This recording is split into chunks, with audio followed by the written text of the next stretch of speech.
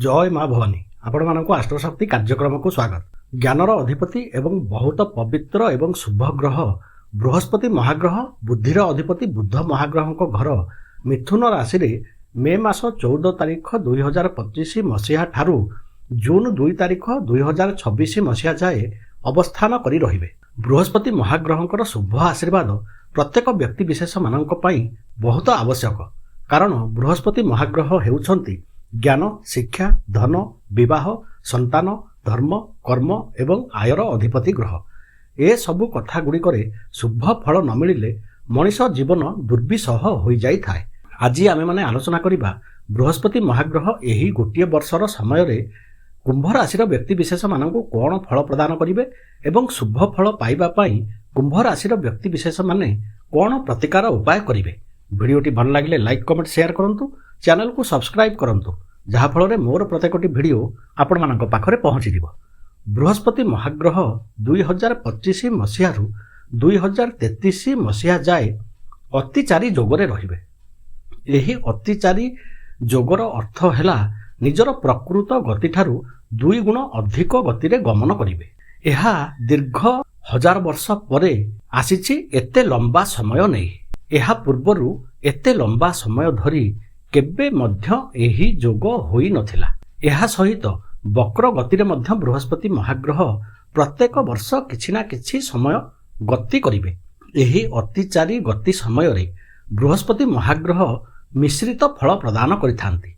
एहा आमर शास्त्रर मत। अति क्षिप्र गति रे गमन जोगु जहा शुभ फल देबा कथा सेतिकी देई पारि नथांती एवं जहा अशुभ फल देबा कथा ताहाकू मध्य देई पारि नथांती। एहा केतेकांशरे किछिटा सुखर कथा जेउ माने अशुभ फल बृहस्पति महाग्रहंक जोगु भोग करिबाकू जाउछंती, किंतु किछिटा दुखर मध्य कथा, कारण जेउ माने शुभ फल पाइबा कथा सेमानंकर शुभ फल पाइबारे किछिटा कम देखा जिवो। मे 14 तारीख रु अक्टोबर 18 तारीख जाए मिथुन राशि रे अवस्थान करिवे बृहस्पति महाग्रह। अक्टोबर 18 तारीख रु डिसेंबर 5 जाए कर्कट राशि रे अवस्थान करिवे। डिसेंबर 5 रु मिथुन राशि को वक्र गति रे आसी जून 2 तारीख 2026 जाए मिथुन राशि रे अवस्थान करी रहिबे। कुंभ राशि रो व्यक्ति विशेष मानक पई एही बृहस्पति महाग्रहंकर गोटिए वर्षर अवस्थान कौन शुभ एवं अशुभ फल प्रदान करिवो एवं कौन उपाय प्रतिकार कले अशुभ फल को आमे माने कम करी शुभ फल को अधिक बढ़ाई परिबा एवं शुभ फल को कम न कराई ताहाकू मध्य अधिक परिमाण रे बढ़ाई परिबा से विषय रे वीडियो शेष रे आलोचना करिबा।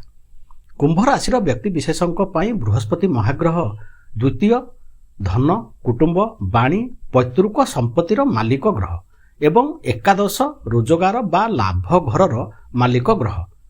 सेही बृहस्पति महाग्रह पंचम भावरे त्रिकोण भावरे अवस्थान करी रहिबे कुंभ राशि व्यक्ति विशेष मानक पई, जहा बहुत शुभ जोग एवं कुंभ राशि व्यक्ति विशेष माने एही समय रे बहुत शुभ फल पाइबे, कारण बृहस्पति महाग्रहंकर गोचर समय रे पंचम स्थान रे अवस्थान बहुत शुभ फल प्रदान करिथाय।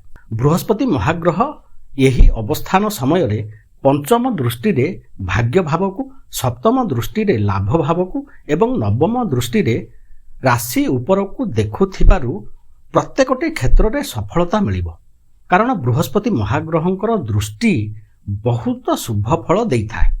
नूतन सुविधा सुजोग सब पाखकू आसीबा सहित सेथिरे निजकू नियोजित करी बहुत लाभवान हेबार समय। निजर बुद्धि को ठीक रे व्यवहार करी पुराना भूल रु शिक्षा लाभ कले उन्नतिर मार्ग खोलिबो, लाभवान मध्य बहुत अधिक परिमाण रे हेबे। कर्मजीवी माने निजकू एबेर टेक्नोलोजी सहित मिसाई पारिले उच्च पद एवं बड़ पद पदवी रे पहुंची जाई पारिबे। निजर वाणी एवं कम्युनिकेशन ज्ञान को बढ़ाई पारिले बहुत उन्नति करिवे। बुद्धि ज्ञान एवं जोगाजोगर साहाय्य नेई आगो को बढ़ी पारिबे कुंभ राशि व्यक्ति विशेष माने। कर्मजीवी माने सतर्कतार सह बुद्धि विचारी काम करिबा आवश्यक, कारण एहा नहले एही समय रे शत्रु बढ़िबा सहित किछिटा समस्या देखा जिबाकू थिबारु असुविधा भोग करिबार मध्य संभावना। व्यवसायी मानक पई बहुत शुभ समय। व्यवसाय रे बहुत शुभ फल पाइबे। नूतन सुविधा सुजोग सबु पाखकु आसीबो एवं एहाकु धरी अधिक लाभवान हेबे व्यवसायी माने। नूतन किछि करिबार मध्य एहा समय। अक्टोबर मासरु डिसेम्बर मास जाए किछिटा सतर्क रुहंतु व्यवसायी माने।